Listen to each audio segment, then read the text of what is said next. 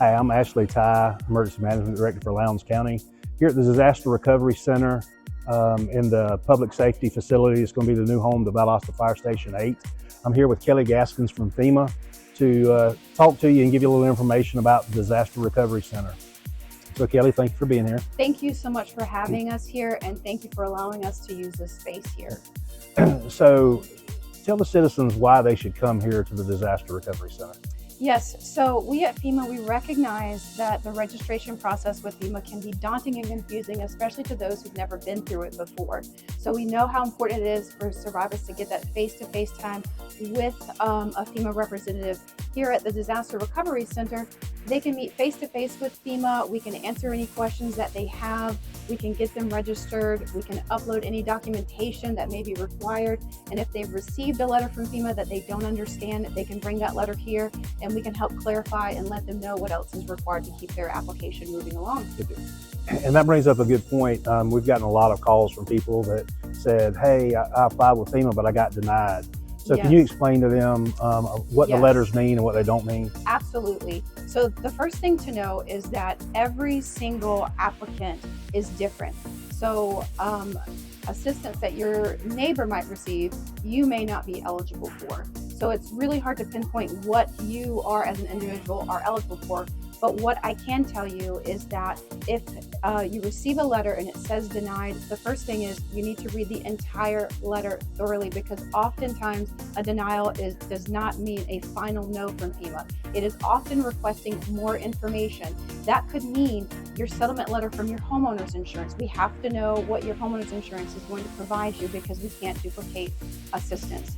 So, or it could just be occupancy verification or identity verification, something very simple to resolve. And if that's the case, we can help you do that here by uploading any documentation that is necessary to keep your application in progress. But please don't think of that letter, if it says denied, as a final no, because it's oftentimes not. And if it is something where you have been denied, you can always appeal. You have 60 days to appeal. So there's a lot of options out there for our survivors. And we have a lot of people that have also called our office and either complain about the long waits on the phone, or they're not computer savvy, they don't have internet. So do they have to be registered before they get here? No, they do not have to be registered. And to your point, I know we have heard the feedback from our survivors who have tried to call in that the wait times can be significant online. So one of the biggest things we encourage is a little bit of patience. Even when you come into the Disaster Recovery Center, you may have to wait a few minutes to meet with a representative. But here at the Disaster Recovery Center, we can answer your questions and we can register you on site. Good deal. So other than registration and meeting with a FEMA representative to talk about your application, are there any other services they can get while they're here? Absolutely. We have other partners here at the Disaster Recovery Center, such as the Small Business Administration. We also offer other services such as crisis counseling. So very important things to survivors and helping them on their road to recovery. Deal. What are the hours? When can they come to the Great center? question. Yeah. So our hours of operation are Monday through Saturday, 8 a.m. to 7 p.m. and also on Sundays, 1 p.m. to 6 p.m. And one important thing that I want to point out is that FEMA is here for the duration. As long as survivors need us here, we will remain in the state of Georgia to continue to help our survivors affected by Hurricane Helene on their road to recovery. And how many times are people allowed to come to the Disaster Recovery Center? They can come, there is no limit. Yeah.